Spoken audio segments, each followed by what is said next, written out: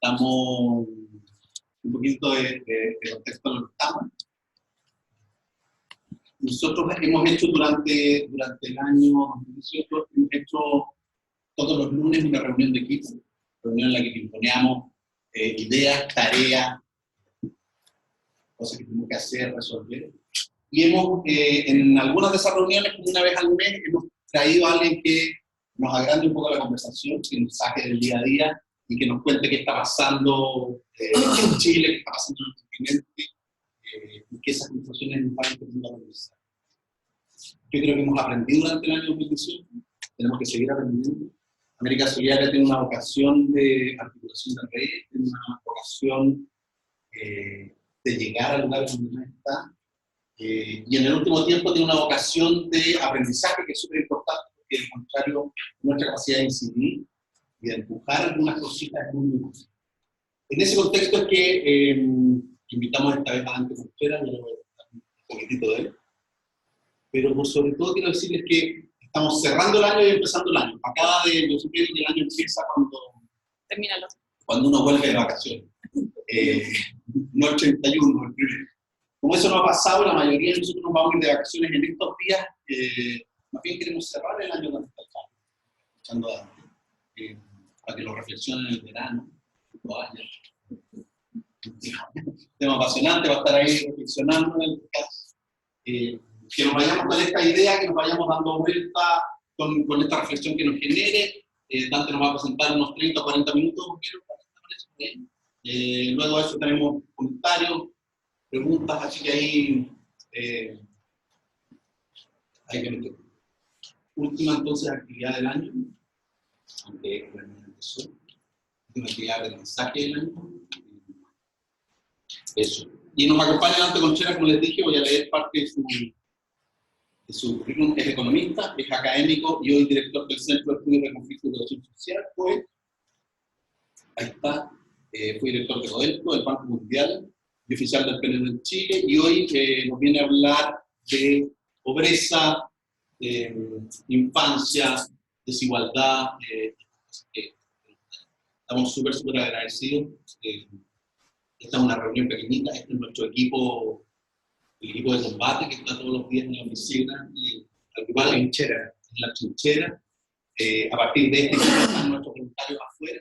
Entonces, bueno, es un grupo para nosotros tenerte aquí, poder escucharte en esta intimidad, así que aprovecho. Muchas gracias y adelante. Hola, buenas tardes. Muchas gracias por la invitación. Es una presentación que hice acá mismo en otro contexto común hace un tiempo. Y me invitaron nuevamente a hacerlo, pero en forma un poco más precisa, digamos, y ojalá con espacio para el debate, el diálogo y el intercambio.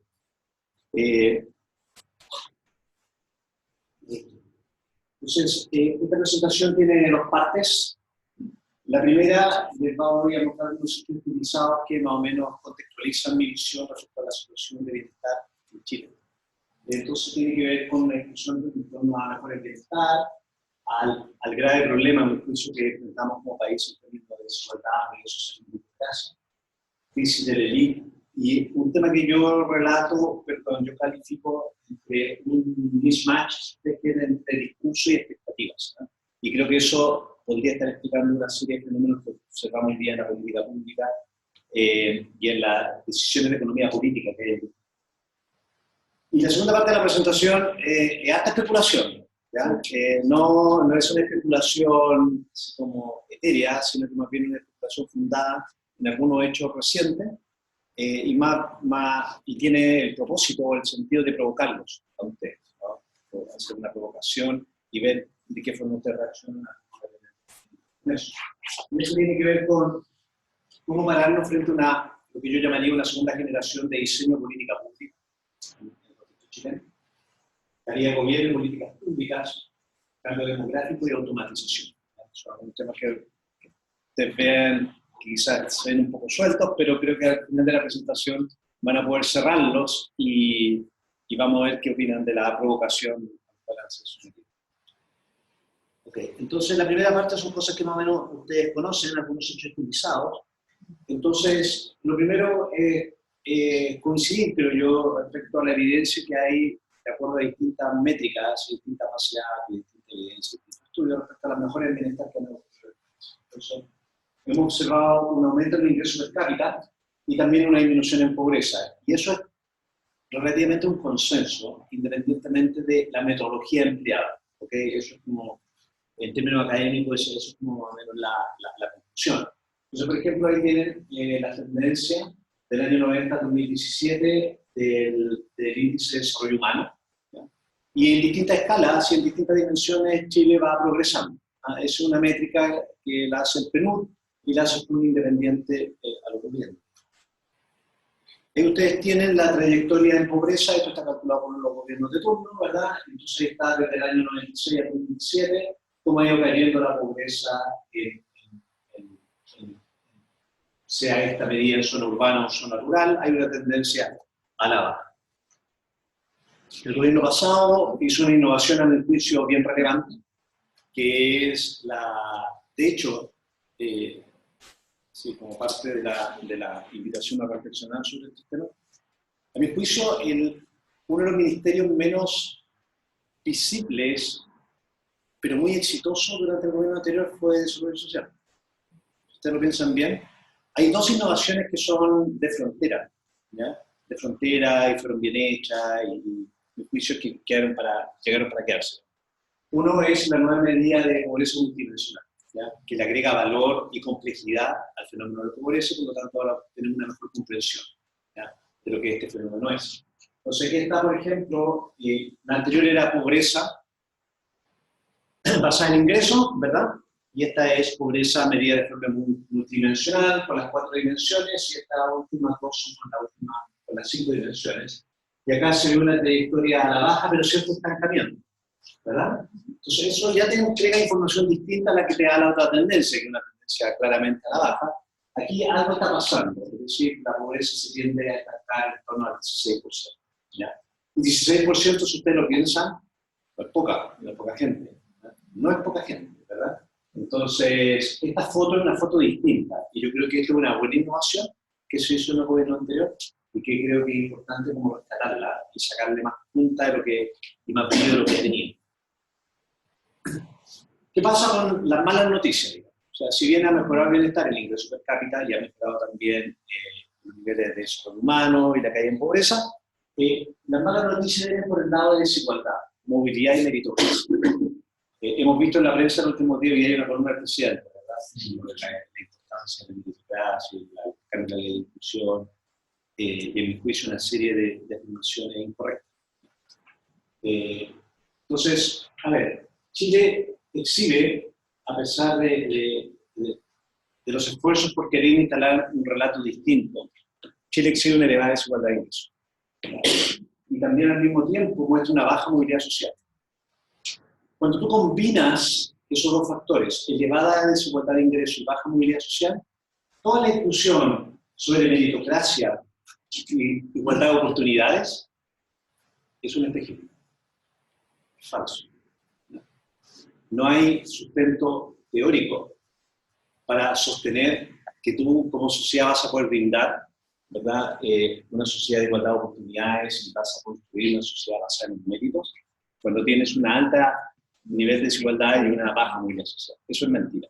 ¿Ya? Es mentira. Y esto, a mi juicio, genera una inconsistencia que es muy relevante de un punto de vista, si ustedes quieren, conceptual, filosófico, analítico, ¿cierto? Entre el relato político que la élite intenta instalar. Y eso va a tener consecuencias. ¿Ya? Va a tener consecuencias serias. Ese es mi diagnóstico del tema. Es decir, cuando tú le dices a la gente, esto es color rojo, y tú quieres convencerlo a la gente que eso es color rojo, en algún minuto la gente se da cuenta que no es rojo. Ese es como mi problema con la instalación de un concepto que es erróneo. ¿Ya? Es decir, no va a ser cierto que el mérito va a liderar nuestras decisiones de asignación de cargo, y no va a ser cierto, ¿verdad?, que vamos a tener una sociedad de igualdad de oportunidades cuando tienes la desigualdad y baja movilidad social. Eso no va a ocurrir. Y por lo tanto la gente en algún minuto se va a dar cuenta de esta contradicción y de esta situación, y eso a mi juicio es un problema serio ¿sí? De divorcio entre la ciudadanía y una élite política que lidera, digamos, al país distinto. Entonces, ¿cuáles son las consecuencias de esto? Desconfianza, básicamente. Falta de credibilidad en el líder y, por lo tanto, cuestionamiento a las autoridades. Lo que quiero decir con esto es lo siguiente, es decir, si que tú tratas de convencer a la gente que esto es rojo y la gente finalmente se da cuenta, cuando tú le digas la verdad, esto es blanco, tú ya perdiste la credibilidad. ¿Está bien? Entonces eso puede distorsionar las políticas públicas que diseñamos a futuro. Puede distorsionar en el sentido no de que desconfíe de lo que las futuras autoridades puedan hacer. Lo que va a ocurrir es que la ciudadanía podría desconfiar de lo que la élite está diciendo, porque esto es como Pedro y el Lobo, ¿no? Ya perdió la credibilidad y la confianza y por lo tanto se puede cuestionar por parte de la ciudadanía, ¿cierto?, la veracidad de lo que se está proponiendo. Entonces, a mí en ese sentido, creo que necesitamos una élite mucho más responsable, políticos con mucho más grado de responsabilidad. De otra forma, esto puede tener consecuencias en términos de instalación y futuro diseño militar. ¿Me expliqué, no? Sí. Entonces, ¿por qué digo que esto es serio? Bueno, miren, estos son datos que ustedes probablemente conocen muy bien. Esto es la población en el eje X ordenada del más pobre al más rico, ¿verdad? Y en el eje vertical ustedes tienen el ingreso per cápita de los hogares. Entonces están 500.000 pesos al mes, 1 millón de pesos al mes, 1,5 millones de pesos al mes, etc. ¿Verdad? La línea punteada es Chile en el año 90, la línea continua es Chile en el 2013, todo puesto en precio del 2013. Entonces aquí se aprenden varias cosas en este gráfico. Primero, se aprende que la situación de Chile en el 2013 es mejor que en el 90, porque esta curva está por encima de la anterior, ¿verdad? Entonces, para toda la población hubo una mejora en bienestar. Eso es consistente con la caída de pobreza. Clarito, el nítido. Segundo, Chile es bien pobre. Esto es bien plano. O sea, el elevado nivel de ingreso per cápita que tenemos en Chile se explica por lo que ocurre acá, del 92 para adelante. Que aquí la curva se dispara. Aquí es bien alta, ¿sí? Pero si estás en el decil 80, no es muy distinto estar en el decil 60. O si estás en el decil 60, no es tan distinto de estar en el decil 40. Y eso te informa las políticas públicas, ¿verdad? Por ejemplo, Chile es un campeón, ¿cierto?, para vender esta idea de la focalización. ¿Sí? Entonces, por ejemplo, cuando ustedes revisan nuevamente, hacen una memoria hacia el pasado, digamos, ¿no? Y se recuerda la discusión sobre gratuidad. Dicen, no, hay que asignarlo a los más pobres. ¿Se acuerdan de esa discusión? Bien. Ya, aquí están los más pobres. Pero luego el 40% tampoco la alcanza a pagar. Y luego el 60% tampoco. ¿Sí? Entonces, en realidad, Chile es un país bastante pobre. Al menos en el 2013. Y lo otro que demuestra esto es que si tú tienes un hogar con 500.000 pesos per cápita al mes, ¿sí?, ya estás en el 92% más rico de Chile, de acuerdo a la encuesta casa. Es bien pobre, ¿no? O sea, no, la acción, como les decía anteriormente, la acción viene por lo que está ocurriendo. Entonces, esos eran los datos antiguos, y bueno, hicimos el mismo cuadro, con datos nuevos. Ahí está con la casa en 2017, y bueno, la situación es la misma, tiene la misma forma funcional, ¿verdad? Y el percentil 90 ocurre en 560.000 pesos por cápita, en peso del 17. Entonces, Chile es muy desigual. Esa es la conclusión. Y la desigualdad se explica por lo que ocurre en la parte de arriba, no por lo que ocurre a lo largo de toda la distribución. ¿Ya? No es que este sea muy distinto a este, significa que ahí es donde se concentra la naturaleza o el origen de la desigualdad. ¿Sí? Ok. Este cuadro, yo lo presento cada vez que puedo, por la relevancia que tiene. Está tomado de un informe de infancia, de la Comisión de Infancia, que lideró Jaime Quispe, y que fue la base del programa Chile Crece Contigo. ¿Se acuerdan de ese programa de acompañamiento, en los consultorios y apoyo a los niños a temprana edad? Entonces, este cuadro ilustra lo siguiente. Muestra la trayectoria educacional de niños en Viña del Mar en escuelas municipales. Y lo que mostraba era que, para la muestra que ellos tenían en ese minuto, los niños que ingresaban a la educación básica municipalizada eran 2.000 niños. ¿Sí? Los que ingresaban a tiempo de cuarto medio eran 1.100. Había abandono, había repitencia, entrada y salida, etc. De los 1.100, los que rendían la prueba de aptitud, la PSU, eran 600. De los 600 que quedaban, los que lograron un mínimo para postular, que eran 450 puntos, eran 200. Y los que lograban 600 puntos o más, ¿verdad? Que en el fondo eso ya te da libertad de elección. ¿Está bien? Porque no todos tenemos la misma libertad. Entonces con 600 puntos yo puedo elegir algunas opciones de carrera, algunas universidades, puedo tener becas, puedo tener crédito, etc. 6. O sea, si tú haces la trayectoria, si tú ves la foto completa, digamos, de este corte, tú dices, partieron 2.000 niños y el país les brindó oportunidades 16. Eso es. Y tampoco estamos diciendo que son muchos puntos, son 600 puntos. ¿No? 6. Partieron 2.000, terminaron 6. ¿De qué año es? Esto es más o menos de los años 98, 2000. Y este otro cuadro que te muestra cómo es, qué tan inmóvil es la élite. Entonces aquí, este cuadro que te resume es con qué probabilidad, si tú naciste en un hogar que está en el 10% más rico, con qué probabilidad vas a conformar un hogar que esté en el 10% más rico. ¿Okay? O sea, la autorreproducción, digamos, de tu condición socioeconómica. Entonces, lo que esto te dice es que en países, en Canadá, en Estados Unidos y en Europa, esa probabilidad es 20%. Eso significa que hay mucha gente que nació en el 10% más rico y que deja de ser. Porque otra gente va tomando el lugar del 10% más rico, ¿verdad? En Chile este número es 56%. ¿Cierto? Es bastante alto a nivel internacional. ¿Sí?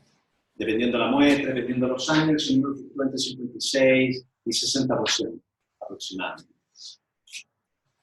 Cuando tú combinas ambas condiciones, la de el Gini, que es la medida de desigualdad en el eje vertical, y la movilidad social acá, bueno, aquí te aparece Chile. Ahí te aparece Brasil, ¿verdad?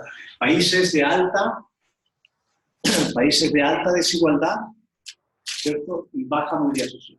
Entonces, el truco es cómo hacer eso. ¿Okay? Cómo avanzar en un país o que sea más igualitario o que exija mayor movilidad social o ambas. ¿Te das cuenta cómo me muevo a ese cuadrante? Donde están los países que nosotros tendemos a mirar, ¿no? Está Canadá, está Finlandia, está Suecia, está Holanda, está España, está Austria, ¿verdad? Entonces, ¿cómo me muevo para allá? Y la verdad de las cosas es que cuando tú revisas la evidencia empírica, no hay ejemplo de eso. Entonces, si tú le preguntas a un economista, dime qué país ha logrado este cambio de trayectoria, se te podrán, todos los economistas dicen Corea. Así como, Corea, antes era pobre, ahora es rico. Sí, pero antes era igualitario y ahora es igualitario. ¿Está bien? La pregunta es, ¿qué país desigual, pobre, se transformó en un país igualitario rico? Y la verdad es que no sabemos cómo hacerlo. Y le pueden preguntar a un sociólogo también, o a un psicólogo social. Yo creo que nadie sabe. Entonces, aquí el trabajo no es fácil. Entonces, la pregunta es, ¿cómo tú diseñas políticas que te permitan dibujar esa trayectoria? No tenemos a quién copiarlo. ¿Ok? No tenemos a quién copiarlo. Ok, entonces, déjenme pasar a otro tema para hacer el vínculo con lo que viene a continuación, que es educación. Entonces,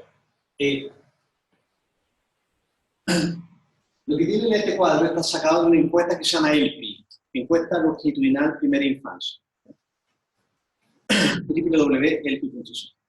Entonces, lo que tienen acá son los quintiles de ingreso de los niños de la encuesta. Aquí está el 20% más pobre, aquí está el 20% más rico. Entonces aquí está toda la población. Y lo que tienen acá es la talla promedio de los niños en Chile. ¿Quién es madre o padre recién? Tú. ¿Cuánto midió tu hijo o hija? 48. 48 centímetros. El promedio nacional es 49. Y mira, es parejo. Es bien interesante, es decir, independientemente si un bebé nace en el 20% más pobre o en el 20% más rico, la estatura promedio es pareja. Biológicamente, nuestros niños nacen iguales, la misma talla. O sea, tú cierras los ojos y de pronto dices, uy, estoy embarazada. Me tengo que entregar un bebé. Así que entregan un bebé así, ahí está tu bebé. En promedio tenés 49 centímetros. ¿Ok? ¿Cuánto pesó? 2,9. ¿Ya? Ay, no es bueno. De acuerdo a este cuadro, el peso promedio son 3,4 kilos. Sí, para trabajar en una fundación.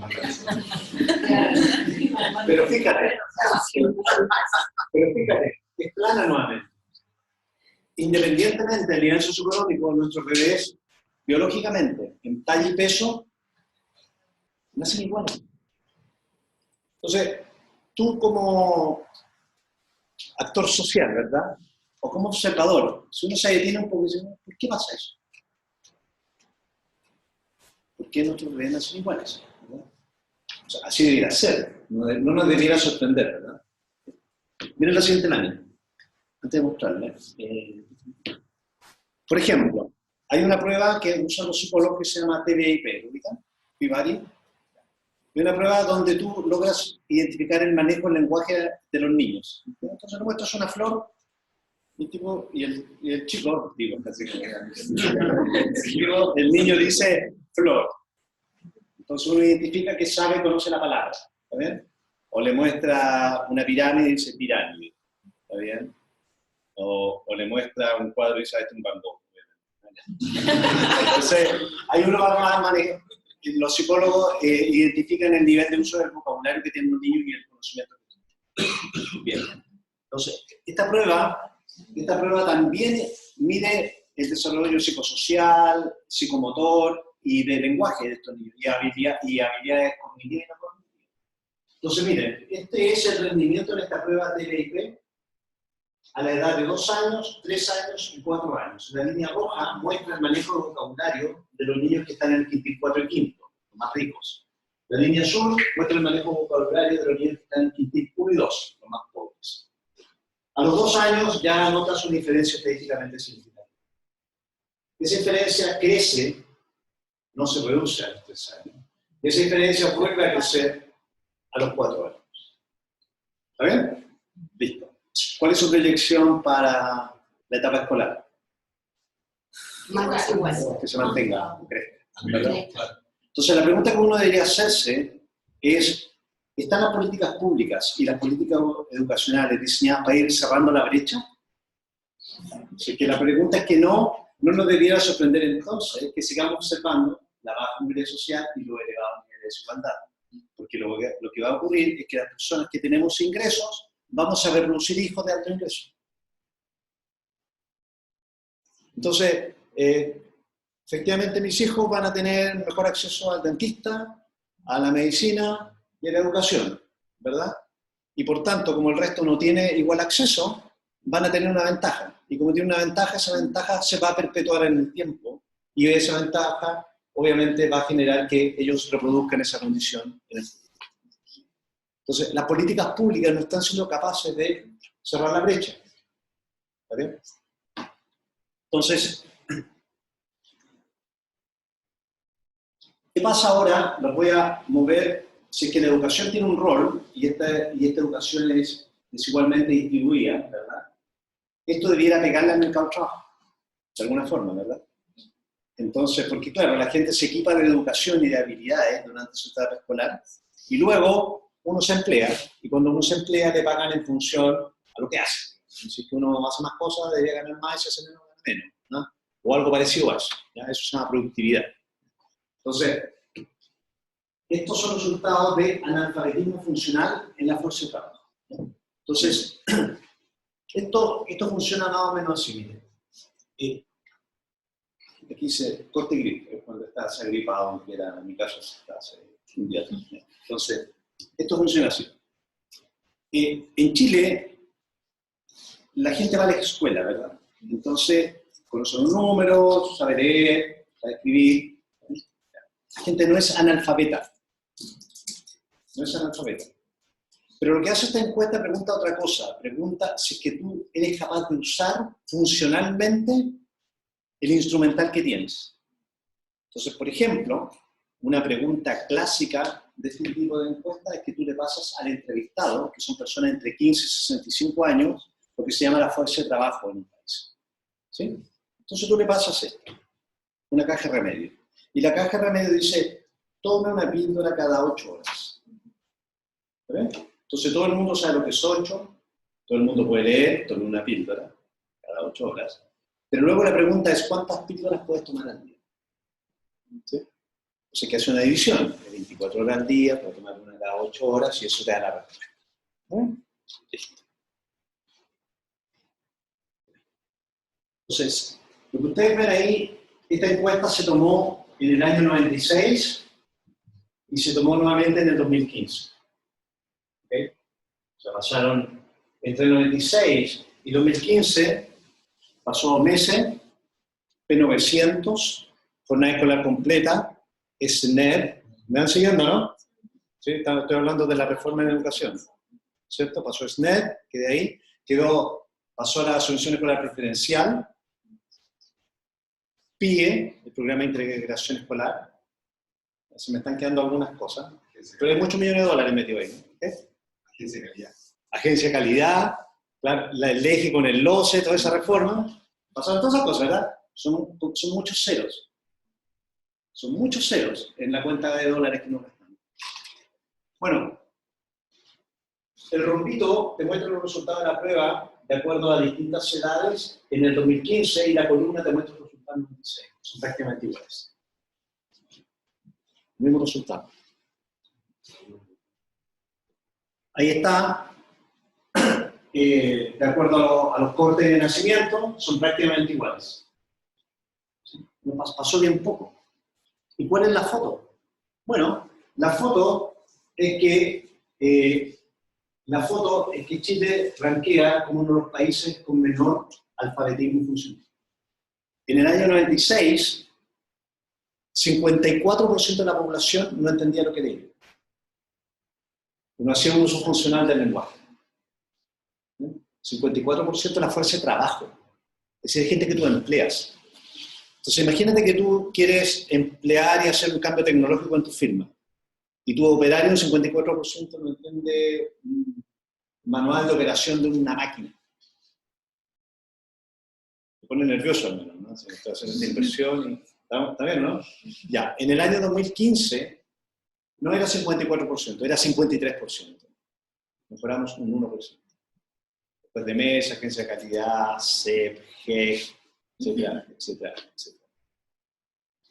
Estamos educando a los niños, pero estamos educando de una forma que no son alfabetos funcionales. Eso se nota en el mercado del trabajo. Chile es un país de baja productividad.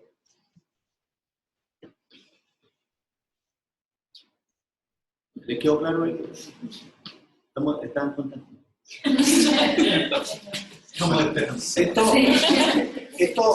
Esto sigue empeorando. Sigue empeorando para que no... Entonces, cuando tú examinas, por ejemplo, segregación en educación, ¿cierto? Entonces, que tiene que ver con toda la discusión en los medios de hoy día sobre inclusión escolar, proyectos que se hicieron antes y ahora que se quieren transformar, etc. Miren este cuadro no es mío, lo hizo Sergio Ursúa, esto que es muy creativo. Miren lo que muestra esto. Esto te muestra, la línea azul, te muestra el ingreso monetario en torno a la línea 1 del metro.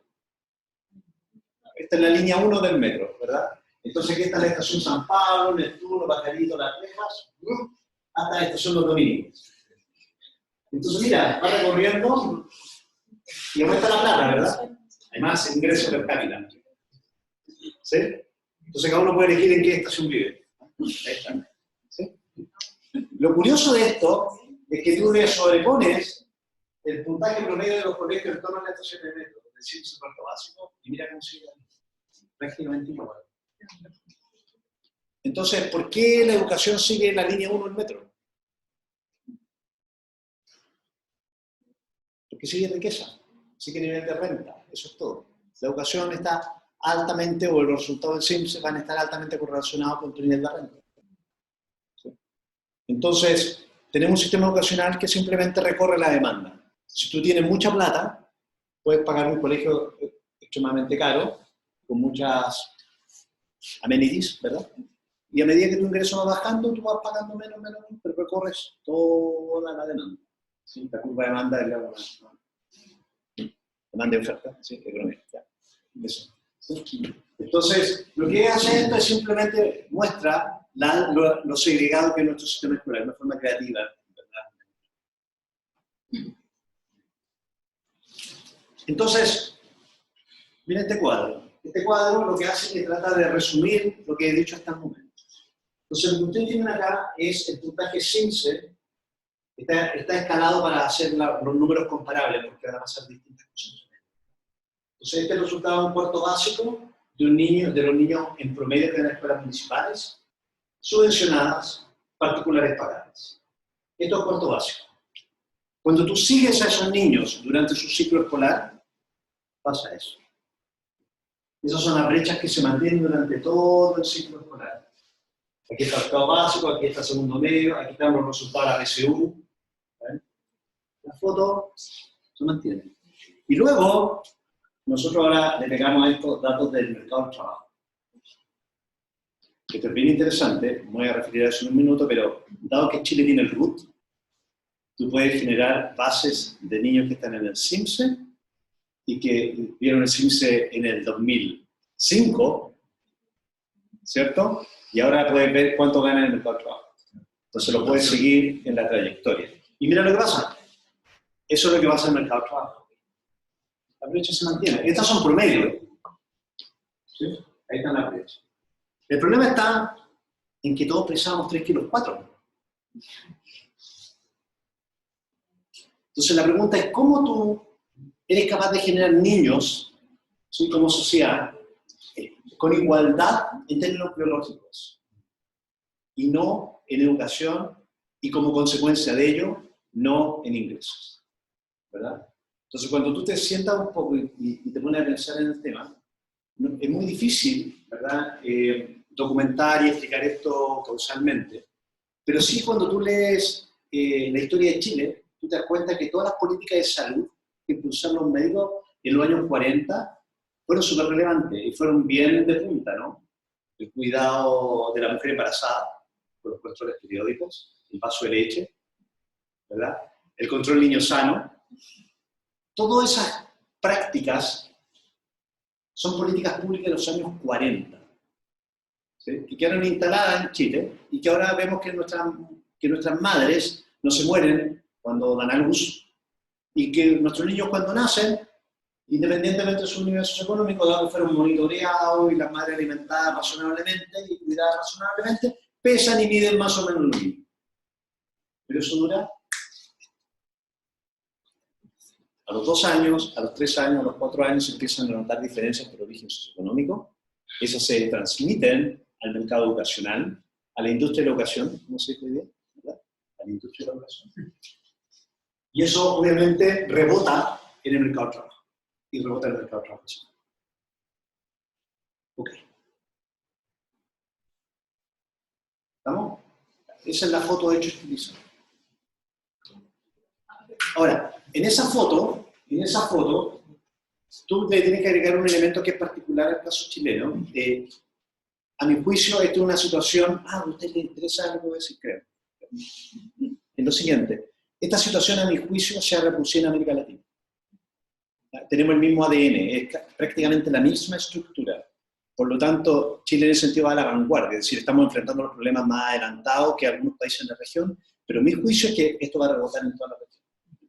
Entonces, tenemos una ley perpleja, la sociedad cuestiona sus capacidades versus los privilegios, nos cuestionamos, oye, ¿por qué tú tienes derecho a decirme esto o a opinar de esta forma? ¿Cuáles son tus credenciales, básicamente? ¿Ya? Cada vez te creo menos en tus credenciales. ¿Ya? Un montón de leyes y errores no forzados,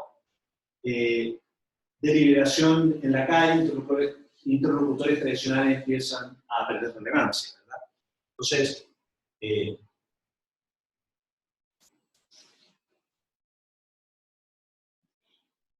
Bueno, ahí está. ¿Ya?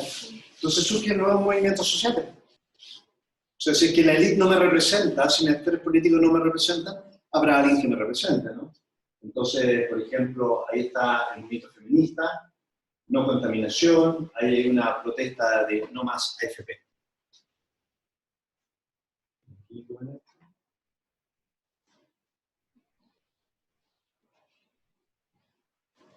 Pérdida de confianza en la élite, vimos todos los casos de corrupción, entonces todavía nosotros no, la corrupción en Chile es más baja que en Argentina, más baja que en Brasil y todo. Pero todo es relativo, o sea, si estamos acostumbrados o no acostumbrados, si no estamos acostumbrados, cae un caso de corrupción, ¿verdad? Eso evidentemente nos complica. La ley de pesca, ¿sí? El Pentágono ofreció un forward que eran backward y eran... ¿Sí? La crisis de la Iglesia Católica. ¿Esa foto saben lo que es? En Iquique. ¿Saben lo que son estas cosas que están en el círculo? Las pantallas reproductoras. Las pantallas gigantes, porque esperaban una asistencia masiva. No era necesario, no fue nadie. Relativamente a las expectativas que tenía la élite.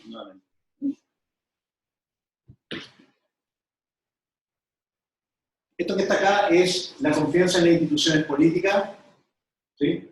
La encuesta mundial de valores, ahí está Chile, por debajo del promedio. Poca confianza en nuestras instituciones, ¿sí?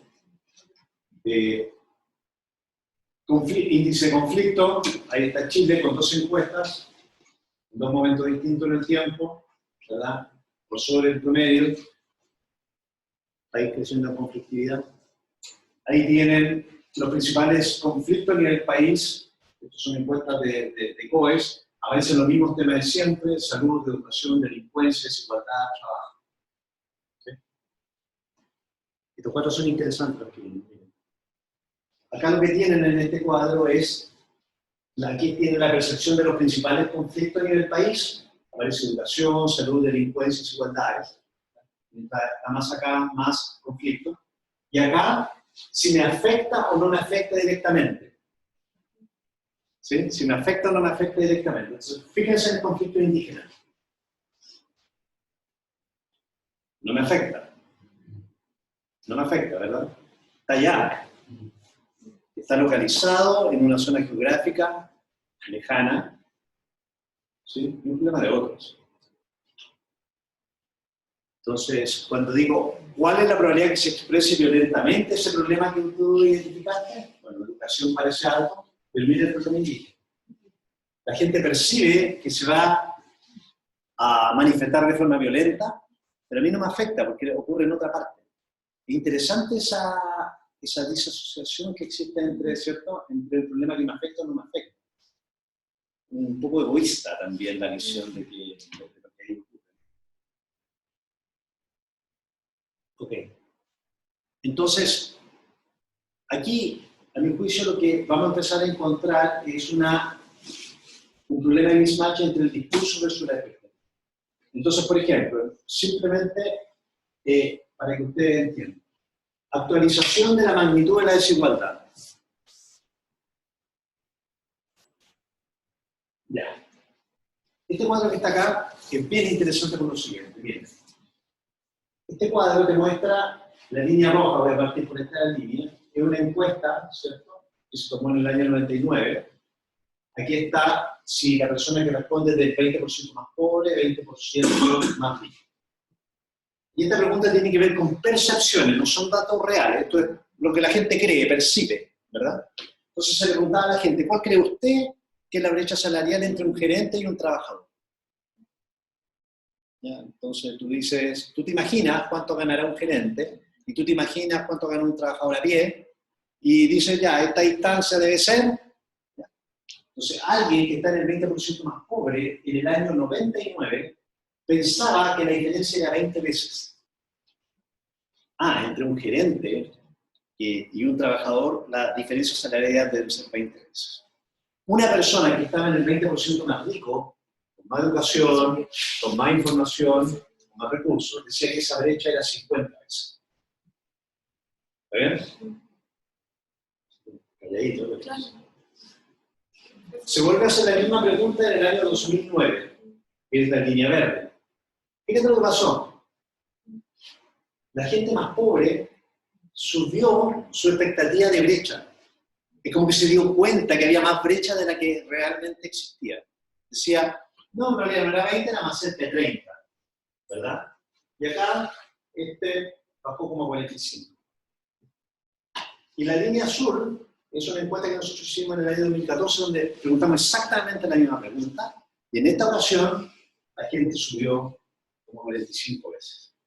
Es decir, la gente más pobre se ha dado cuenta de la magnitud de desigualdad que existe en Chile relativo a lo que la gente percibía en el año 99.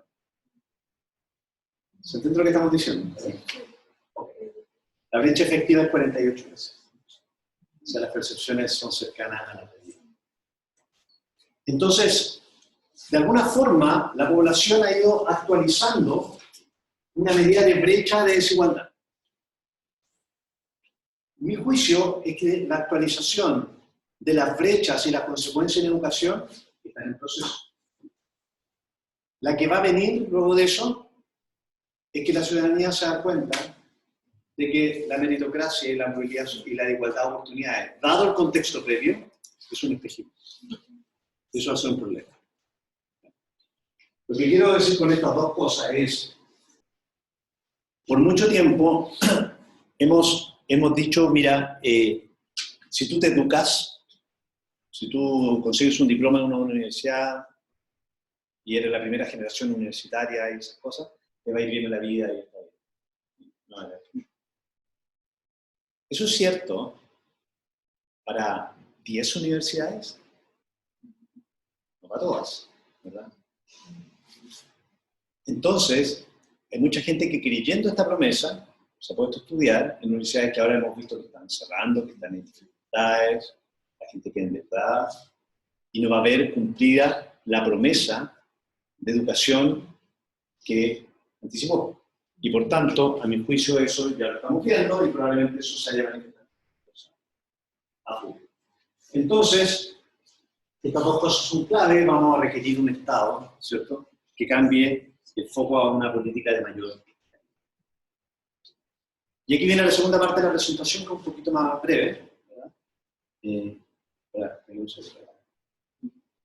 tiene que ver con oportunidades, y aquí voy a hablar de especulación y riesgos.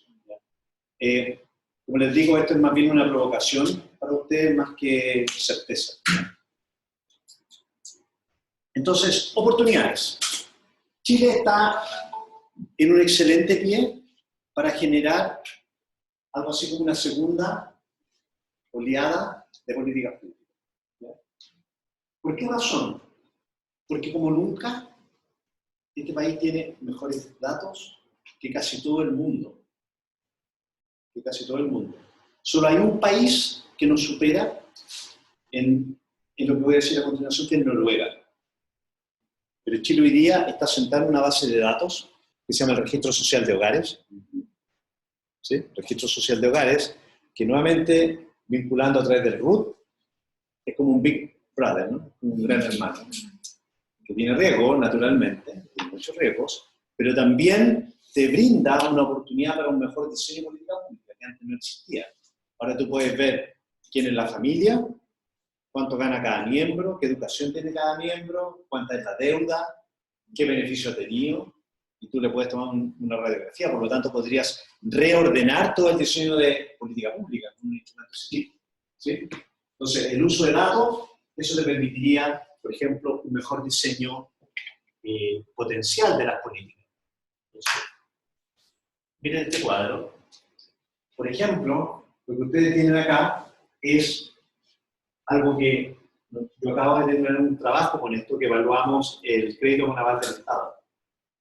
Evaluamos el efecto del crédito con aval del Estado.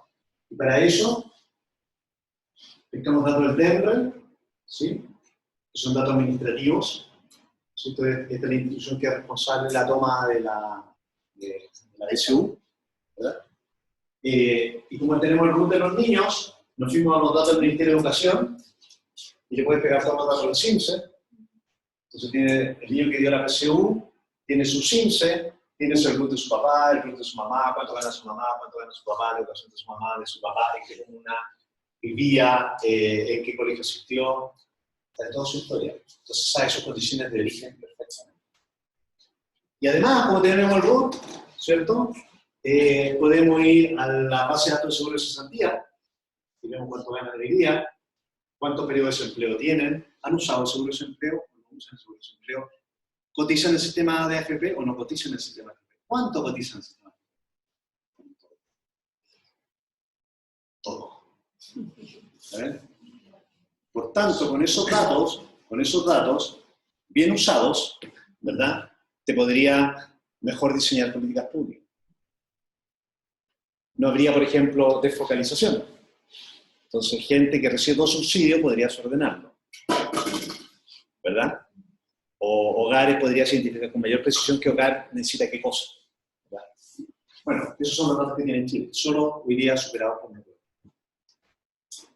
Estos datos están detenidos hoy día. ¿Desde cuándo los tenemos? O sea, ¿desde Tenemos cuándo se hizo el cruce? Esto lo hicimos en 2019, 2017. Pero la posibilidad de hacer este cruce de datos es del 2017. No, para atrás también. Para atrás también, desde que existe el RUT lo puedes hacer. Con todas las bases le vas pegando cosas y cada vez la base va... Estaba pensando cuándo el Estado es capaz de generar esta cantidad de información. Con desarrollo social a mitad del periodo pasado. Bueno, ahí lo lograron. Ahí armaron todo el sistema. Nosotros hicimos un convenio, firmó el convenio de la Universidad de Chile, la Universidad Católica, la Universidad Adolfo Ibáñez, la Universidad de Compostales, hasta ahí llegó. Y después pararon este sistema porque descubrieron que había gente que había sacado los datos de forma ilegal. Entonces están haciendo un nuevo protocolo, porque tiene riesgos. O sea, tú con esto puedes identificar exactamente una persona. Tú tienes dos hogares. Tres hogares. Identificar exactamente. Entonces estas cosas tienen riesgo, naturalmente. Pero de un punto de vista de oportunidad es increíble. Okay. Entonces, por ejemplo, una discusión que está hace rato en carpeta, los Earnings Income Tax Credit, ¿conocen esos programas? Son programas que están en Europa y en Estados Unidos que lo que hacen es, si es que tú trabajas no puedes ser pobre. Ese es como el discurso. Entonces son programas que te incentivan el trabajar. Entonces, si tú trabajas y no llegas a la línea de pobreza, el Estado te paga el diferencial. ¿Está bien? Bien. ¿Cuál es el problema? ¿Por qué no se podía usar un programa de ese tipo en Chile? No se podía usar porque no sabíamos, tú me podías engañar de cuál era tu salario, o a lo mejor tu marido ganaba mucha plata, entonces te estoy dando el subsidio a alguien que no merecía recibirlo. Pero ahora con este sistema podemos saber quién es tu marido, cuánto ganas tú efectivamente, cuánto es lo que te falta para llegar a la línea de pobreza, y una vez que superaste eso te puedo ir quitando el subsidio de forma gradual. Así funcionan estos esquemas, ¿ya? Y no se podía instalar por eso, por lo que acabo de decir. Pero ahora con este esquema se podría instalar, ¿ya? Y esto te permitiría, por ejemplo, reordenar todo el sistema de ayuda social. Por ejemplo, vincularlo directamente al mundo del trabajo. Calidad de gobierno y políticas públicas. Esto es anecdótico, pero igual creo que tiene algún valor. A ver, a mí me tocó trabajar en CIEPLAN, yo había recién egresado de la universidad. CIEPLAN era una institución, ¿verdad?, que era como un grupo de economistas que trabajaba y se preparaba para el retorno a la democracia. Entonces ahí estaba Foxley, estaba Cortázar, estaba Rich Davis, estaba Engel, era un niño, Velasco también era un niño en esa época, estaba Marfan, estaba Cortázar, José Pablo Arellano, etc. Toda la gente que después fue ministro durante los primeros años del gobierno de la Concertación. Esa gente, yo era ayudante, era como el que hacía los Excel y las regresiones y esas cosas. Toda esa gente, cuando se recupera la democracia, se va a trabajar al gobierno, ¿verdad? Y tenía el trabajo adelantado, si ustedes quieren. Se había pensado en políticas públicas, tenía planes, ¿cierto? Tenía estudios realizados, creía que había que ir por acá y no por acá, etc. Tenía trabajo adelantado, ¿ya? Y como Chile iba a recuperar la democracia, había mística, ¿verdad? Entonces había mucha gente, cuando se recupera la democracia, hubo mucha gente disponible que iba a trabajar al sector público y se hizo con empeño, con cariño, con esfuerzo. No, que eso funcionó, porque más que mal, ese periodo fue un periodo de una transición de avance en términos económicos, al menos en términos de dimensión.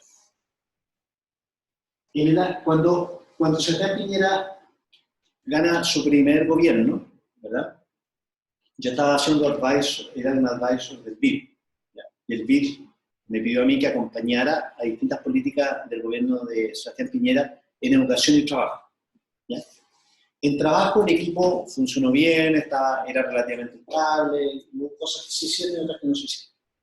En educación, y esto también, como digo, es anecdótico, me llama mucho la atención, la alta rotación de gente en educación. Era bien llamativo, es decir, yo iba un mes, llegaba a la reunión, están todos ustedes, y tú hacías la presentación, tú la discutías, tú hacías una crítica, ya, listo. Y para el próximo mes vamos a hacer tal cosa, llegamos al próximo mes, tú ya no estás.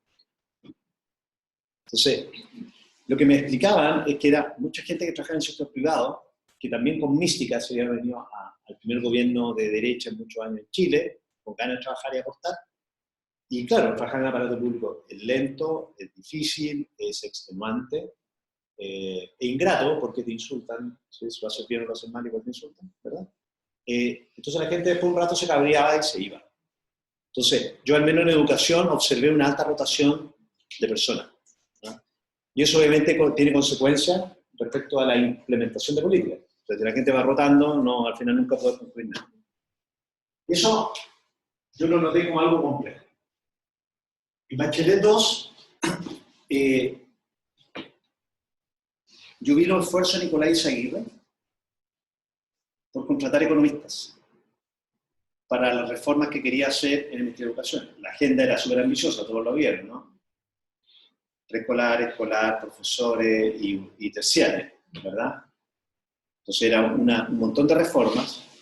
Y yo conozco entre 3 o 4 doctores en educación y 3 o 4 economistas que dijeron que no quisieron ir a trabajar.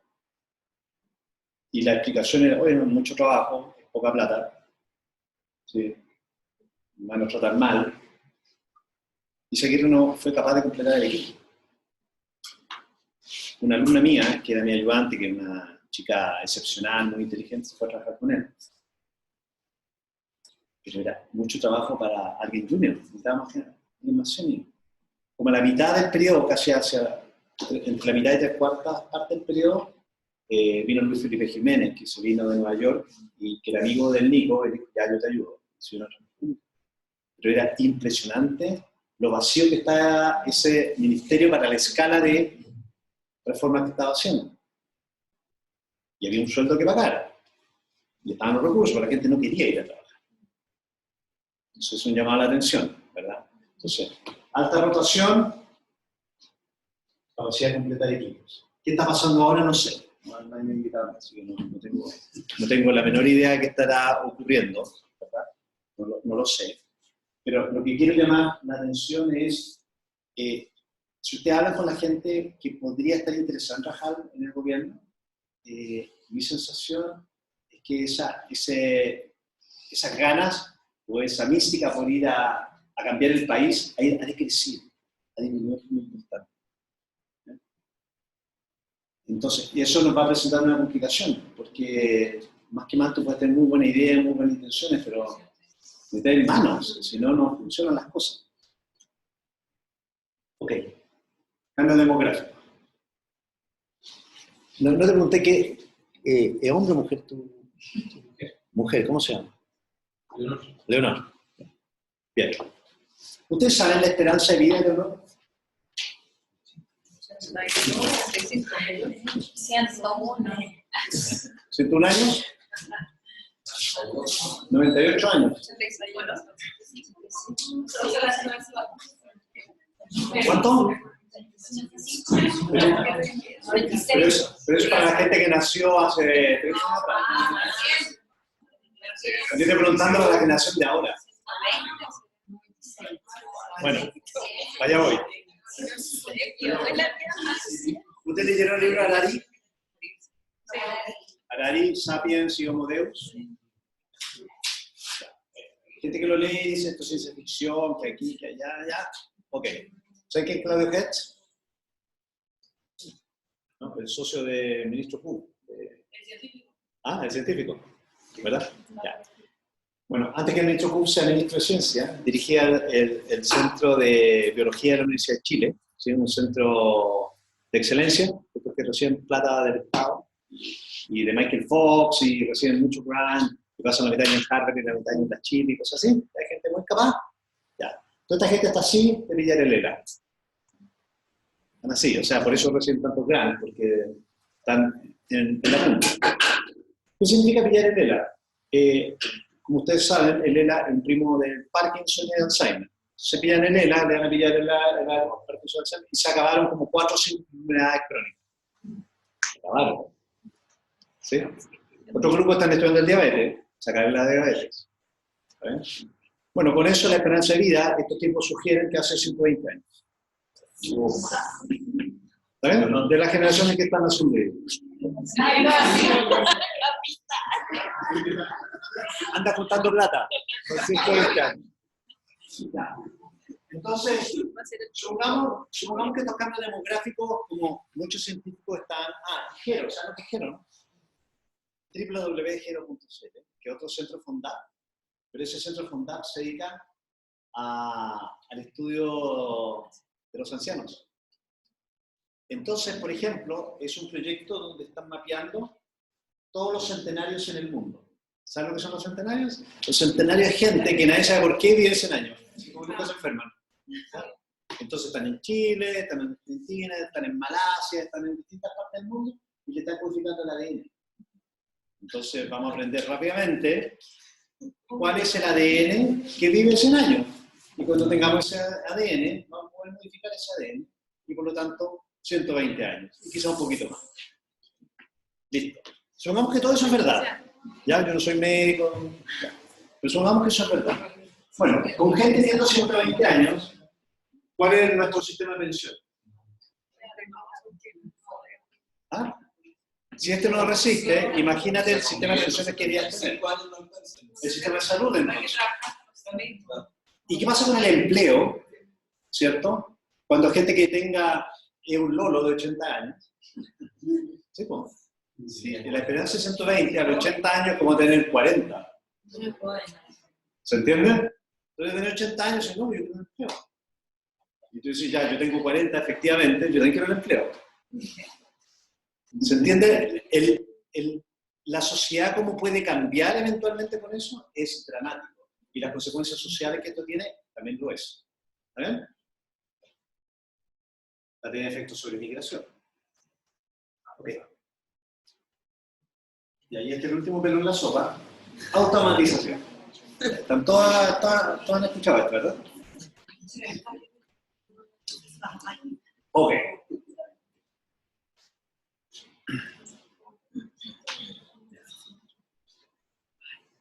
¿Por qué la gente gana W? Es wage, es un salario, es plata. ¿Por qué alguien recibe plata?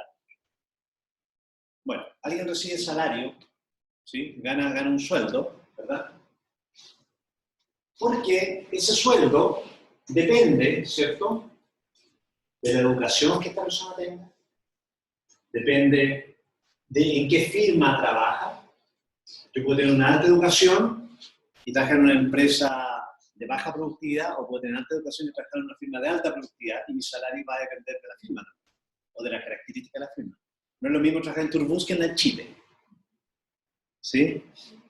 No es lo mismo trabajar en Home Center que en una ferretería.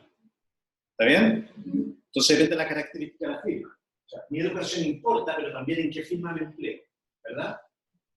Y también depende obviamente de las circunstancias. Si me toca nacer en una familia de alto ingreso, puedo ir a un colegio, si me toca en una bajo ingreso, puedo ir a un colegio. Tengo más habilidades, tengo menos habilidades, ¿verdad? O le pongo más empeño o menos empeño. O sea, cada uno tiene distintas características. Lo que se está estudiando hoy día, en economía, es que Lo que explica el salario es una combinación de todas estas cosas. ¿Ya? ¿Cuál es el match? ¿Sí? O el acople, ¿verdad? Entre tus habilidades, tus características, la firma donde te empleas, tu educación, tu esfuerzo. Y eso define tu nivel de empleo, tu nivel salarial, perdón. Y eso, el nivel salarial se traduce después en un nivel de desigualdad. ¿Ya? Eso como un marco. Entonces, la pregunta que nos tenemos que hacer es, en este mundo donde la automatización avanza rápido, ¿sí? ¿Qué puestos van a estar blindados? ¿Qué puesto está? ¿Quién podría decir, yo estoy seguro de no perder tu pega? Entonces, todo el mundo al supermercado y ya nadie nos pesa la fruta, la tenemos que pesar solito, ¿verdad? Entonces, es un puesto de trabajo que se perdió. Pero no solo eso, el costo de pesar lo estoy pagando yo, no el supermercado, porque yo ocupo mi tiempo, ¿verdad? Peso, busco el botón, aprieto, saco, ¿verdad? Ya no hay cajeros. Entonces tú dices, ya, entonces es súper fácil, la gente sin educación es la que va a perder la pega. Eso es como la intuición, la automatización va a reemplazar a la gente con baja educación.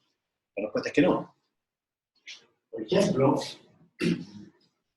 una cantidad importante de las operaciones a la próstata se hacen con robots. ¿Sí? Se hacen con robots. Entonces te mandan una sonda, te toman una imagen 3D, sacan la imagen, la cargan en el computador y dicen, ya, aquí está el tumor. Mandan el robot y operan. Necesitan un médico, un robot y reemplaza a 10 urólogos. O sea, lo que esto está diciendo es que la automatización, ¿cierto?, va a pegarle a los trabajos no rutinarios, a los trabajos rutinarios. Todo lo que se puede hacer reemplazado, o sea, de alto capital humano o bajo capital humano, se puede reemplazar. Por ejemplo, cuando Leonor vaya al médico, se esté resfriada, ¿sí? ¿Qué va a hacer el médico? La va a mirar, le va a poner un estetoscopio, un termómetro, desde cuánto tiempo, te hace 4 o 5 preguntas, y más o menos te hace, tiene un cuadro viral. No, de 50 lucas, tiene un cuadro viral. Compré esto. Eso va a ser reemplazado por máquinas. ¿Sí? O sea, enfermedades promedio, diagnósticos promedio, así que estén dentro del 95% de ocurrencia razonable, van a ser diagnosticados. Y todos esos médicos fuera. ¿Sí? O sea, algunos médicos con una competencia muy específica va a tener su empleo blindado, ¿no? Entonces, se hizo un estudio en Estados Unidos y otro en Sao Paulo, en Brasil, ¿ya? Y se trataron de examinar qué actividades eran rutinarias, no rutinarias, etc. ¿Ya? Conclusión, 25% de los puestos de trabajo estarían blindados. El 75% está en riesgo. Exacto, 75%. ¿Qué se observó con la gente que perdió la pega? Se observó que la mitad lo recuperaba, pero lo recuperaba en una posición de ingreso menor a la que tenía originalmente. ¿Eh? Entonces se empieza a alargar la desigualdad. Están los protegidos y el resto. ¿Me estoy explicando? Ok. El sistema educacional se tiene que adaptar a esto, para entrenarte en habilidades no rutinarias. Tienes que ser capaz de resolver cosas, ¿verdad? Y no repetir cosas. Y el problema que está es que Chile y América Latina están súper rezagados. Y esto es desafío para la educación, para el trabajo y también para el diseño de política social. Estamos muy lejos de preocuparnos y de estar a la altura del futuro. Entonces, si ustedes se preguntan, ¿dónde está el futuro de la competitividad mundial? Entonces, lo que van a ver ahora es el número de estudiantes que tienen 15 años en la prueba PISA, que logra puntaje máximo en distintos países. ¿Ya? ¿Listo? Vamos. Entonces, ahí está Argentina. En Argentina, 44 niños argentinos alcanzan el puntaje máximo en la prueba PISA. Llenas un bus escolar. 44 niños sentados en un bus, 44 argentinos ahí en la micro. ¿Está bien? 0,0064% de la población, de una población de 40 millones de habitantes. En Chile, 8 buses llenamos. Entonces, ¡wow! Le ganamos a Argentina. ¿Qué? Nada. 17 millones de habitantes, 0,12% de la población. Holanda, 17 millones de habitantes. Ellos llenan 17 Airbus. Corea del Sur, 48 millones de habitantes. Ellos llenan 153 Airbus. Entonces, ¿quién va a tener trabajo?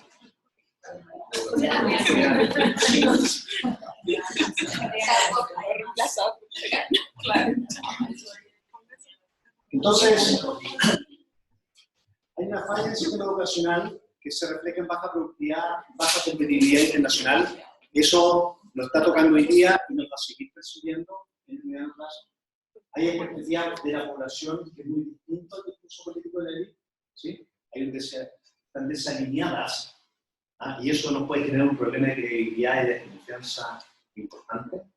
Las demandas ciudadanas, como hemos visto, son todas inmediatas. Quiero que resuelva el problema al tiro, ahora, y quiero educación gratis, de calidad y ahora. ¿Sí? Quiero igualdad de género ahora. Quiero todo ahora, ¿verdad?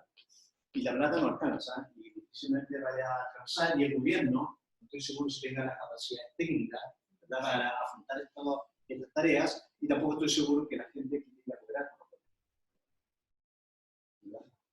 Y si a eso no le sumas la transición demográfica y la automatización, entonces el cuadro se ve relativamente complejo. Esa es la presentación.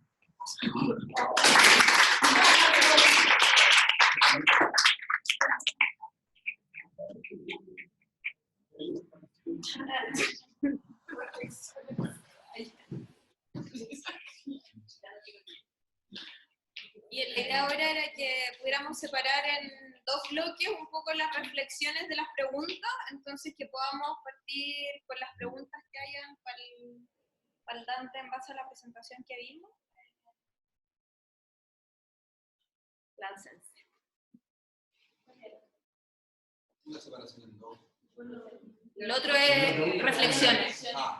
Me llevo esto para trabajarlo conmigo, con mi equipo.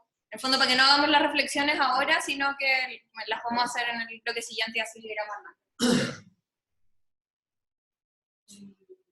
¿La hacemos de tres? Caro, Carlos. Ya. Sí, yo quiero, por la parte de la meritocracia que hablaba en la presentación, quisiera saber desigualdad, cuánto incluye, por ejemplo, medidas como están tomando ahora de volver a las elecciones, los emblemáticos bicentenarios, ¿cómo influye eso en la desigualdad del país? Ese tipo de medidas. O sea, el problema de las elecciones es el límite a las elecciones. O sea, no es un problema de existencia, es un problema de grado. Es decir, cuando tú dices, mira, la pregunta de fondo es, ¿tú de quién es el foco de tu interés? ¿Es el establecimiento educacional o es el niño? ¿Está bien? Esa es una primera pregunta que tienes que hacer. Entonces, si es que el establecimiento educacional tiene libertad de elegir a los niños que va a educar, ¿sí? El establecimiento educacional, dado como está establecido nuestro diseño educacional, va a elegir aquellos alumnos que le rindan más imagen. Eso hace. Entonces, si tú eres dueña de un establecimiento educacional, ¿a quién te gustaría educar? A los mejores alumnos, donde los padres están más involucrados y ojalá tengan niños. Eso es lo más fácil, ¿verdad? Eso es lo más fácil de educar. Si es que tú me dices alumnos vulnerables, de padres poco involucrados, y con problemas de integración y problemas neurológicos, ¿okay? Eso es súper caro y difícil de hacer, ¿verdad? Eso es más fácil educar a la otra gente. Si es que tú le permites a todos los colegios, o a una fracción importante de los colegios hacer esto, los colegios van a hacer eso, que es lo que observamos durante muchos años. Entonces, una selección a los niños y a los padres, de tal forma de facilitarse la tarea. Entonces, el problema que tiene eso es que te genera niños desechados y que por lo tanto se empiezan a concentrar en establecimientos donde concentran este tipo de niños. Eso es un problema serio porque en el fondo le le estás dando el beneficio al establecimiento educacional. Esa es tu opción. Tuvimos una discusión larga en el gobierno anterior respecto a esto. Y se aprobó la ley de inclusión y se aprobó el sistema. Entonces, mi juicio es que esto lo único que va a hacer va a abrir un debate súper fuerte nuevamente. Y probablemente no nos va a conducir a mucho. En general, los países tienen establecimientos que seleccionan, ¿cierto? Entonces uno dice, bueno, el Instituto Nacional está bien. Pero nuevamente, todos les llamó la atención que el Instituto Nacional ya no rindiera tanto en la PSU. Entonces la pregunta es, ¿era un buen establecimiento o elegía bien? ¿Sí? ¿El Grange es un buen establecimiento o elige bien? Esa es la pregunta. ¿Cuál es el valor agregado que hace el establecimiento? Esa es una pregunta que deberíamos hacer. Entonces, si es que tú le permites a los establecimientos elegir alumnos, después es normal que les vaya bien. O sea, yo en la Chile le hago clase a los alumnos que sacan top 2% en la PSU. Y después les va bien en el mundo laboral. A pesar de lo que yo haga, o sea, a pesar de hacerles daño y de educarlos mal, igual les va bien, porque están seleccionados. Eso es lo que trato de decir. Entonces, es bastante ficticia. Y lo que ha terminado ocurriendo es, claro, cuando tú permites esto, después vuelven a aparecer los rankings. Y cuando aparecen los rankings, vuelven a aparecer básicamente los criterios de selección de los colegios. Entonces, claro, cuando tú le haces una prueba de IQ a un niño, y después entrevistas al papá y la mamá, y después ves su capacidad de pago, obviamente vas a elegir a los mejores candidatos. Eso lo que hace es acentuar la segregación del sistema educativo. ¿Podría volver a esa gráfica donde están los tres tipos de colegios, en particular el municipal y el subvencionado, y que tienen como desde cuarto básico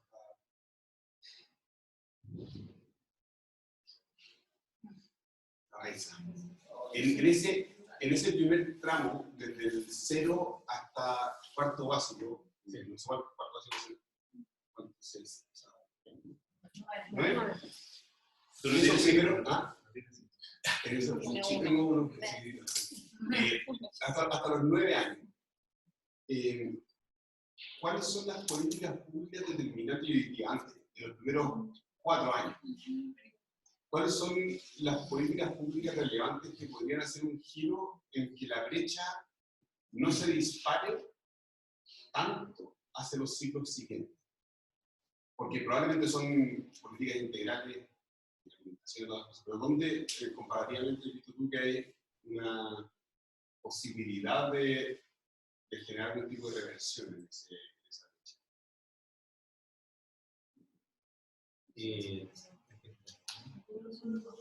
Te respondo, te damos un segundo. Mientras, ¿quién más tiene preguntas? ¿Vale? No, yo puedo hacer una cosa también. Sí, no, pero para ordenarla. José. ¿Dónde veo la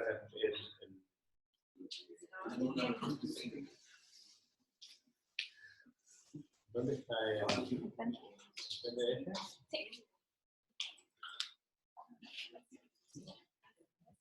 Sí.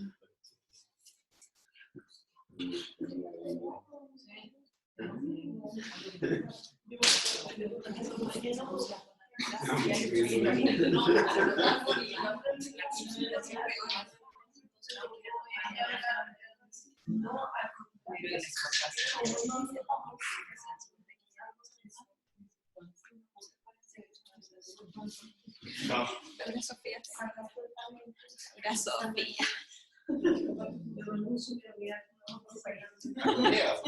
Bueno, Corea.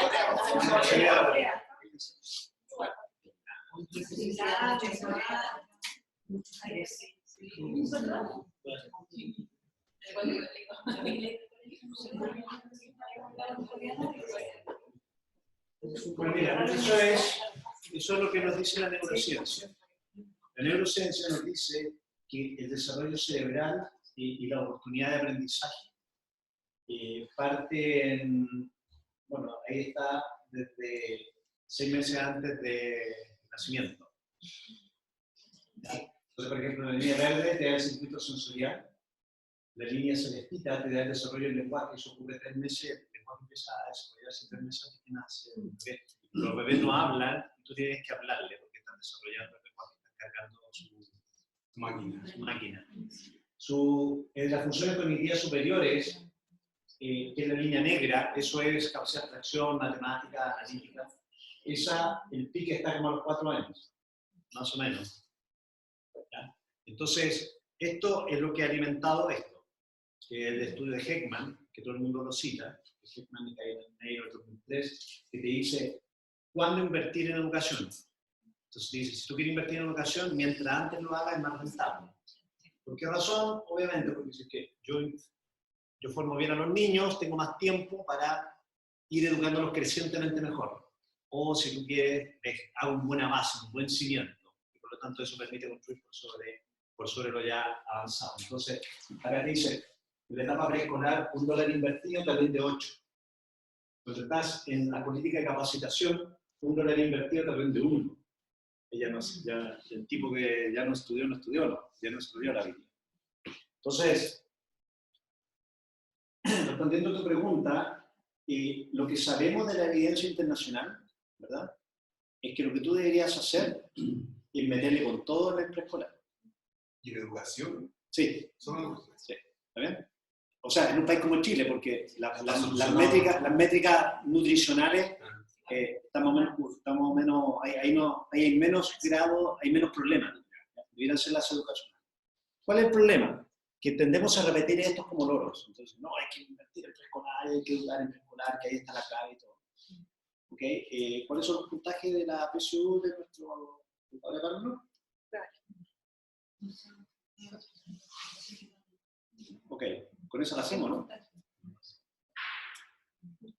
Estos programas y estas rentabilidades son programas de alta calidad en Estados Unidos. ¿Ya? Entonces, un programa de alta calidad preescolar en Estados Unidos son 14 niños por sala y 3 personas en la sala, ¿verdad? Estos programas como la abecedaria en Carolina son las salas preescolares para 14 niños tienen este tamaño, para que se imaginen. ¿Ya? Hay 3 adultos en la sala, 2 con magíster y un auxiliar. 2 con magíster y un auxiliar. En ese rincón de allá hay mascotas. En ese rincón de ahí hay disfraces y lectura. Aquí hay matemáticas. Aquí hay building blocks. Allá hay así como dibujo en el suelo y esas cosas. ¿Está bien? Son de una calidad distinta a lo que tenemos en la cabeza. Entonces, educación preescolar sí, por supuesto, pero de una calidad distinta a la que tenemos hoy día. Cuando te dicen, ¿por qué en Finlandia la dan bien a los niños? Bueno, porque la gente que quiere ser profesor en Finlandia, hay gente que podría ser médico en Finlandia. ¿Cuántos médicos de acá quieren ser profesores acá? ¿Cuántos ingenieros acá quieren ser profesores? Muy pocos. Es muy poco. Entonces, efectivamente preescolar es la respuesta, pero no es cualquier preescolar, es un preescolar de calidad. ¿Está bien? No es lo que vemos alrededor nuestro. ¿Está bien? No es eso, es otra cosa.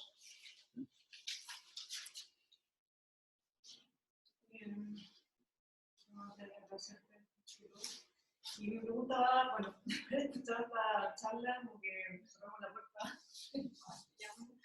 ¿Qué nos podrías decir o instar o alegonar, motivar a organizaciones como la nuestra a seguir trabajando en qué debiésemos meternos, qué debiésemos decir, que obviamente es una presentación que es la realidad, y luego decir, bueno, no hay nada más que hacer. Pero para las organizaciones, ¿tú qué nos dirías? ¿Qué nos motivaría, nos desafiarías para seguir caminando y no seguir convertido? O sea, a ver, de alguna forma hay que penetrar a los gobiernos, ¿cierto? Y para hacerlo, como yo les dije anteriormente, es decir, el que no haya gente dispuesta a trabajar también es una oportunidad. No va a poder, por un lado, digamos, una oportunidad si es que efectivamente soy capaz de decir, si es que más nos vamos 4 de acá a trabajar al desarrollo social del próximo gobierno, lo que sea. ¿Vale? O sea, primero involucrarse. Creo que eso es algo que hemos perdido como sociedad. Y creo que está pasando la cuenta. Entonces creo que hay gente que entienda la magnitud del problema, la relevancia del problema y que esté informada de esto. Es muy importante si es que se involucra activamente, penetra el gobierno y hace algo desde el gobierno. Eso es una cosa. Segundo, hay que ser vocal. Hay que ser vocal en el sentido de comunicar estas cosas, explicarlas, convencer, persuadir, ¿sí? Persuadir a la gente que tiene influencia y que tiene capacidad de tomar decisiones de, ¿cierto? Ir haciendo los cambios que se quieran. Y lo otro es que ser bien inteligente. Yo creo que, o sea, más que inteligente como estratégica, ¿no? Lo que yo aprendí de la discusión de la reforma de la educación, ¿sí? Es que cuando tú eliges espacios donde van a haber peleas, es como que hay punto muerto. Entonces hay un agote, un desgaste terrible y no hay ganas. Es bien frustrante. Entonces hay que identificar como espacios, ustedes probablemente tienen mucha experiencia en eso, donde digan, a ver, o sea, tienen que pensar como estratégicamente, decir, a ver, ¿qué cosa que yo haya visto en terreno puede hacer una innovación de política pública donde ni Belolio ni la Camila Vallejo se enojen conmigo, ¿no? Que todo el mundo apoye? ¿Cuáles son esos nichos de encuentro? ¿Cierto? Aunque sean pocos. Porque esto al final es paso a paso, ¿sí? Es como Fonsi, ¿no? Pasito a pasito, ¿no? Entonces, es muy marginal. ¿Se entiende lo que digo? Marginal en el sentido de ir ganando espacio de a poco. Entonces, hay que identificar esos espacios. ¿Ya? Hay que identificarlos.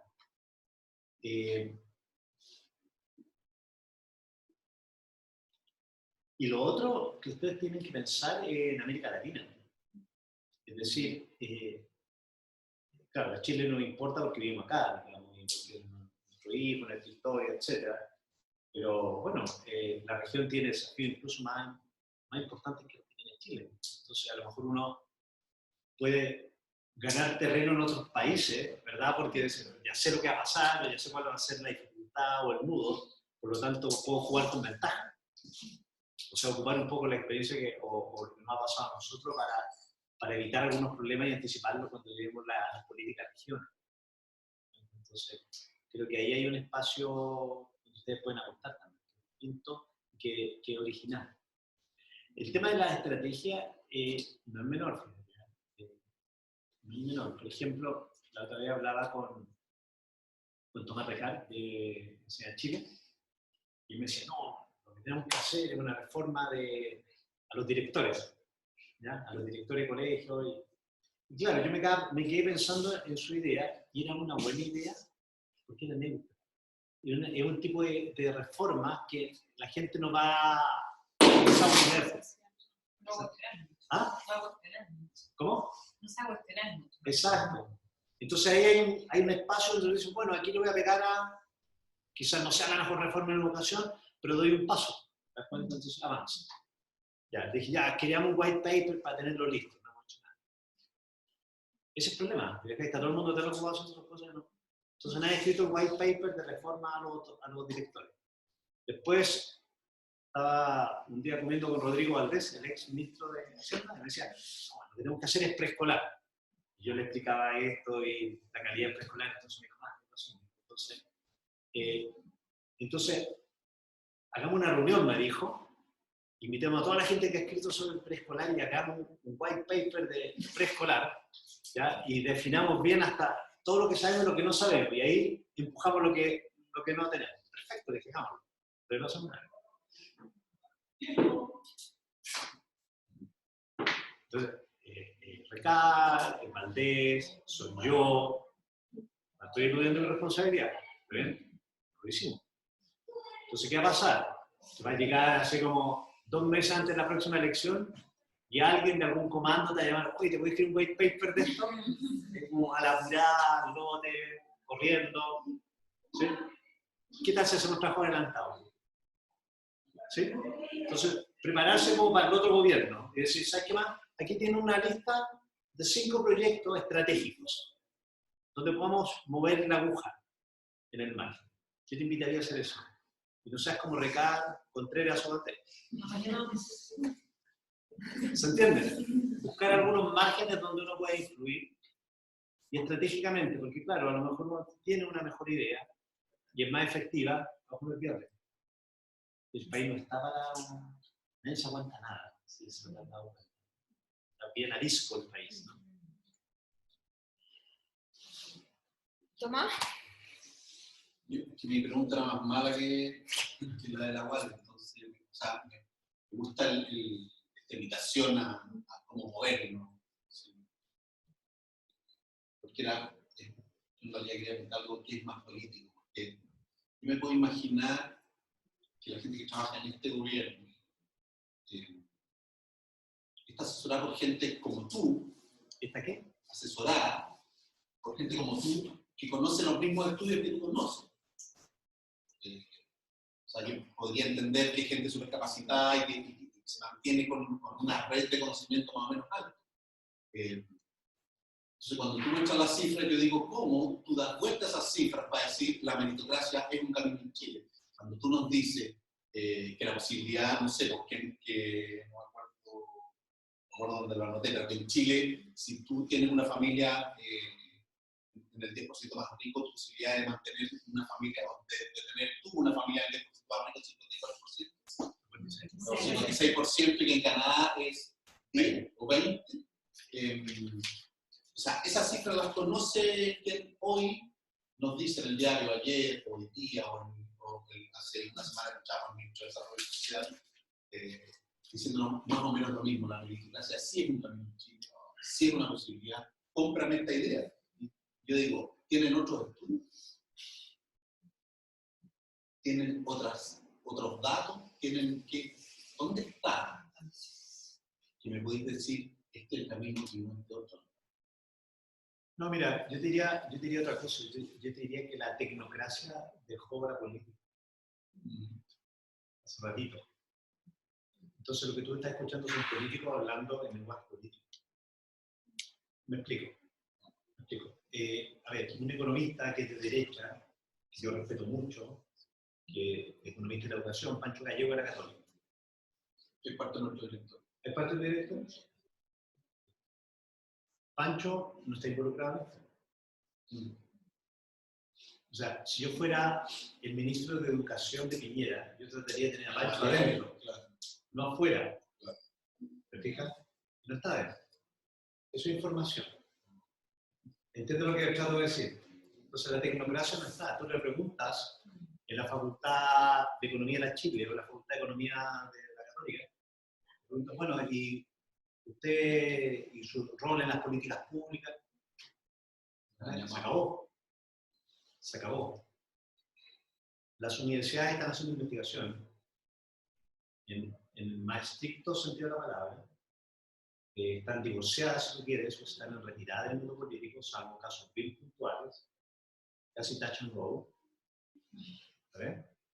Y por tanto, la tecnocracia, mi juicio es que la vamos a ir perdiendo en la política. ¿Entiendes lo que eso significa? ¿No? Significa, y claro, que antes yo podía sentarme con Pancho Gallego a discutir esto. Pero ahora él no quiere hacerlo, yo tampoco. Él escribe su paper, yo escribo mi paper, él trata de publicarlo, yo trato de publicarlo. Se acabó. No me molestario, su hincha no molestario, conversamos. Me recomienda libros, yo le recomiendo libros. Pero no está pensando en, no está trabajando para la política de educación de este gobierno. Yo tampoco lo hice con Nicolás Aguirre. ¿Entiendes? Ahí va en la línea que me decía. Lo vuelvo a invitar a ustedes. Claro, pero el problema está en que el mundo académico sale súper trasquilado en general. Entonces, hay mucha gente que ha tratado de genuinamente hacer una contribución y sale súper golpeado. ¿Está bien? Entonces, y los colegas ven esto y eso yo tampoco. ¿Sí? Entonces tú necesitas como otros actores, que son ustedes sean los mejores actores. Son actores sociales que están en el terreno, así como... Salimos trasquilados todos los lados. Una raya más al tigre, no. ¿Se entiende? Pero eso yo creo que al menos en mi diagnóstico eso puede ser un problema. O estaría siendo un problema. ¿Sí? Entonces, claro, yo escucho al ministro Moreno, lo escucho nomás, digamos. Entonces yo no lo veo como un intelectual del desarrollo social, ¿no? O el ministro Barraza, no sé. Sí, a Heidi Bender, que era la subsecretaria anterior, sí a ella. Ella no era la ministra, ella era como la cabeza tecnocrática ahí. Fue como se acabó. Entonces, yo creo que ahí tenemos no de carencias, y por eso mi lámina es respecto a cuál es la calidad de gobierno que va a tener en el futuro.